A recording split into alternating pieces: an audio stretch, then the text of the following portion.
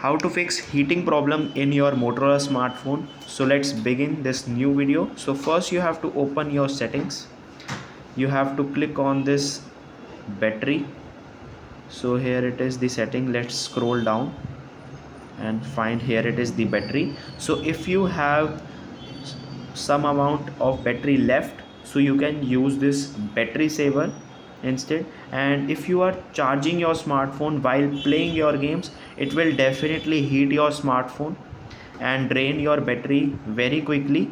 So you can use this adaptive battery. So it will limit the battery for applications that you don't use often, and it will not use in the background also. So you can use this battery protection. There are many modes that will protect your battery also.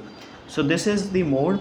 It will charge your smartphone. You can limit your charging, like it is 80% or 90%. You can just enable it through this, and after charging your smartphone after 80%, the charging will be stopped. So this is how you can use it. Just delete the unwanted applications, images, videos you are having in your smartphone. If you have, just clean up your storage, and this will fix your heating problem in your Motorola smartphone. And you can see this. If you have many folders, videos, images that are taking lots of storage, just delete them.